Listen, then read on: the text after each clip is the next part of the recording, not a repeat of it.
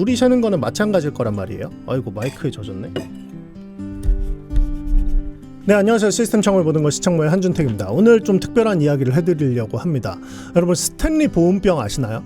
미국의 어떤 여성 운전자가 차가 완전히 전소돼서 화재가 나서 엄청나게 이제 큰 불이 났고 차를 아예 쓸 수 없을 정도로 전체가 불이 났어요. 그 운전자는 다행히 안전했고 불이 난 다음날 이제 불이 다 꺼지고 차에 가봤는데 이 스탠리 물통이 있었던 거예요. 이 스탠리 물통 안에 얼음까지 있었는데 하루가 지났음에도 불구하고 그 얼음이 녹지도 않고 거의 그대로 있었다라고 하는 것 때문에 이 스탠리 보온병이 엄청나게 유명해졌고, 심지어 댓글 중에 뭐 이 스탠리라고 하는 이 회사는 보온병을 만들 게 아니라 차를 만들어야 된다 뭐 이런 댓글도 달렸어요. 근데 여기서 우리가 완벽하게 단열 성능과 기밀 성능을 완벽하게 이해할 수 있습니다. 보온병 안에는 얼음물이 있었고 그 안에 온도가 굉장히 차가웠겠죠.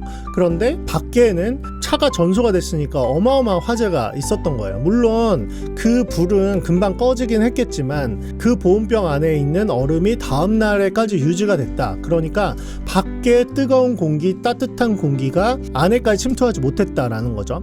이게 연력학적으로는 맞지만 더 쉽게 이해하기 위해서 안에 있는 그 차가운 기운이 밖으로 빠져나가지 않았다 라고 이해할 수도 있을 거예요. 그게 지금 제가 들고 있는 이 스탠리 물통입니다. 보온병이에요. 이 막아주고 있는 것이 두 가지 때문에 그래요. 하나는 이 벽체 안에 이 열을 차단해주는 기능이 있는 거예요. 그걸 우린 단열 성능이라고 합니다. 열을 끊어준다라고 해서 단열 성능이라고 이야기를 하는 거예요. 이 물통은 그런 기능을 충분히 가지고 있는데 제가 이 영상을 찍기 직전에 바로 이 냉장고에서 커피를 꺼내왔거든요. 요거는 밖에 표면에 물기가 있죠. 네, 물론 지금이 습도가 높은 여름철이라 하더라도 이 안에 있는 차가운 열이 지금 바깥의 따뜻한 열과 만나서 지금 그대로 전달되고 있는 거예요. 그러니까 이 캔을 만지면 차갑죠. 그러니까 공기 중에 있는 습기가 여기에 달라붙어서 지금 말하자면 결로 현상을 일으키고 있는 거죠. 단열 성능이 떨어지면 결로 현상이 일어날 수밖에 없는 것을 단적으로 보여주고 있는 겁니다. 여기에서 하나가 더 있죠.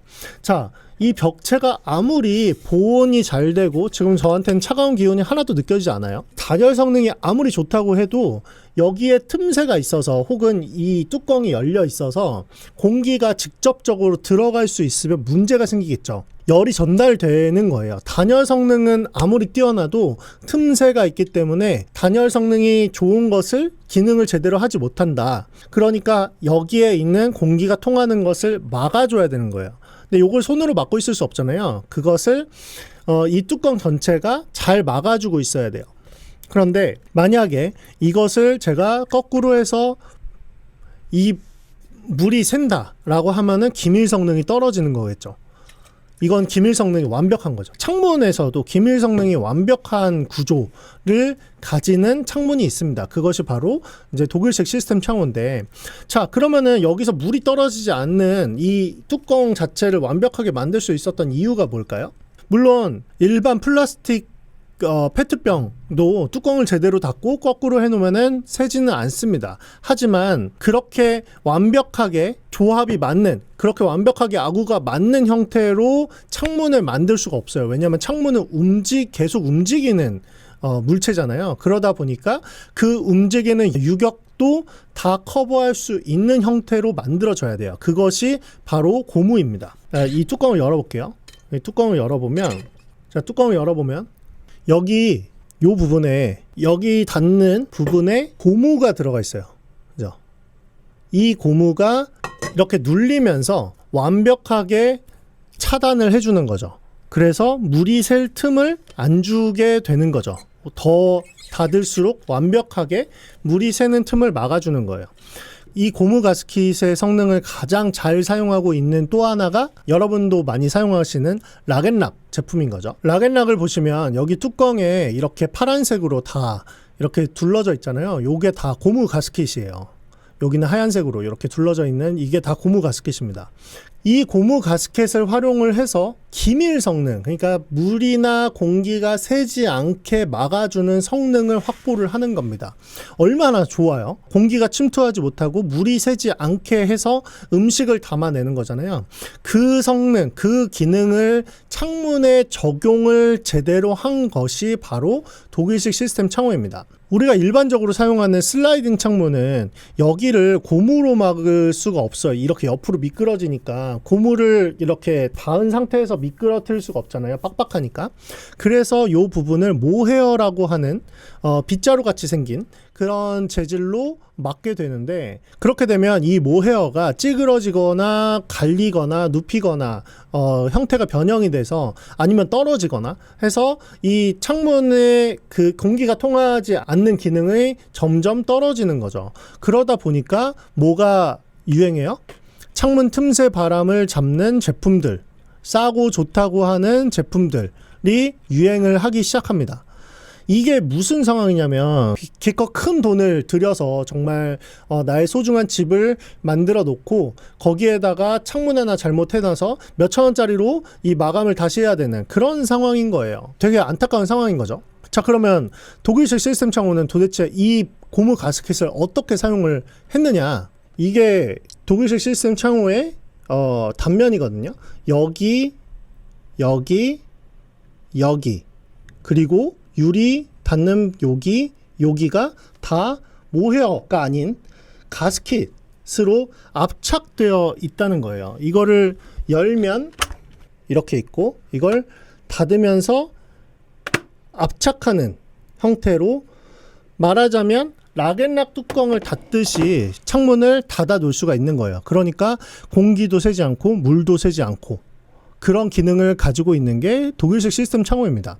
기본적으로 내가 평생 살 집, 그리고 여름철에 에어컨 바람이 오래 유지되게 하고 겨울철에 뭐 밖에서 찬바람이 들어오지 않게 하는 그 기능을 내가 완벽하게 갖는 집을 갖고 싶다라고 한다면 기본적으로 독일식 창문 형태를 생각을 해놓고 집을 설계, 구상을 하는 게 맞다라는 거죠. 저라면 당연히 그렇게 할 것 같고, 저희 아버지 집을 지어드린다라고 했을 때 당연히 그렇게 설계를 할 수밖에 없다라는 거죠. 이게 뭐랑 비유할 수 있냐면, 제 다른 물통이거든요. 여기에도 뚜껑에는 고무 가스켓이 있어요. 근데 여기는 빨대가 내장되어 있는데 여기에는 고무 가스켓이 없어요. 자, 이 안에 물이 있습니다. 요 정도까지는 당연히 물이 안 셀 거예요. 그쵸?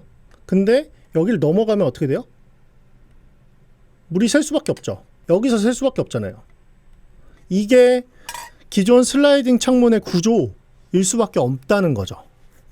여기에 모헤어가 달린다 한들 빨대를 가지고 계속 이렇게 저으면 모헤어가 눌리고, 그러면은 똑같이 물이 새는 거는 정도의 차이겠지, 물이 새는 거는 마찬가지일 거란 말이에요. 아이고, 마이크에 젖었네. 자, 이해되시죠?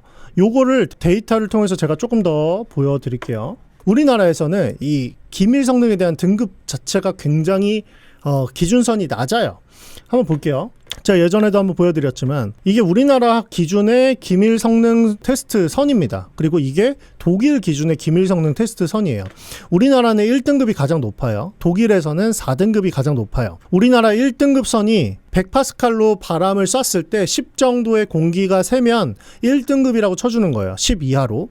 근데 독일 기준에서 봤을 때는 100파스칼로 바람을 쐈을 때 10 정도의 공기가 새면 우리나라 기준으로 봤을 때 1등급, 2등급, 3등급이에요. 거의 창문으로 안 칩니다. 그래서 실제 성능이 어떻게 되냐? 독일식 시스템 창호의 실제 성능, 저희가 지금 많이 소개해드리는 독일식 시스템 창호의 기밀 성능, 바람이 통하지 않는 그 성능을 우리나라 기준표에 갖다 대면 들어가지가 않아요. 100파스칼에서 한 0.2 정도 되거든요. 우리나라 기준표에 아예 들어가지도 않습니다. 그러니까 우리나라 기준선에 초과 달성한 창문이 독일식 시스템 창호라는 거예요. 그런데 놀라운 건 뭐냐면 슬라이딩 창문과 독일의 시스템 창호, 전 세계 최고 등급의 시스템 창호의 금액이 거의 같습니다. 심지어 저렴하기도 해요. 왜냐하면 브랜드 값이 들어가 있어서 그래요.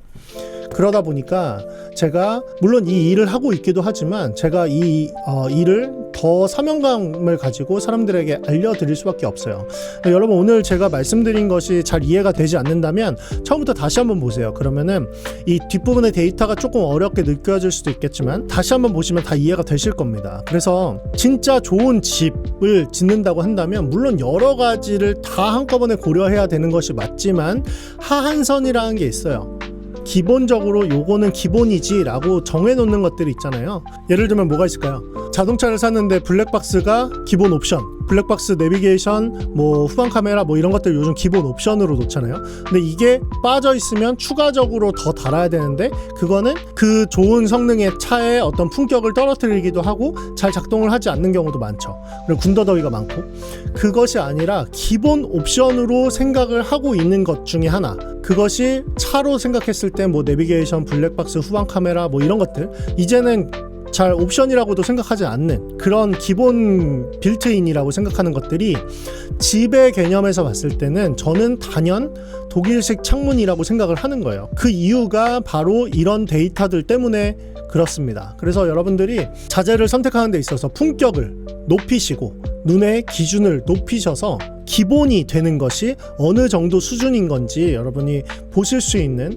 그 안목을 가지셨으면 좋겠습니다. 앞으로 이런 정보들과 데이터들을 여러분들에게 더 많이 보여드릴 수 있도록 집 짓고 집을 고치고 하시는 데 있어서 더 많은 도움이 되실 수 있도록 제가 많은 정보들을 가지고 찾아오도록 하겠습니다. 네, 지금까지 저는 시창모의 한준택이었고 다음 영상에서 뵙겠습니다.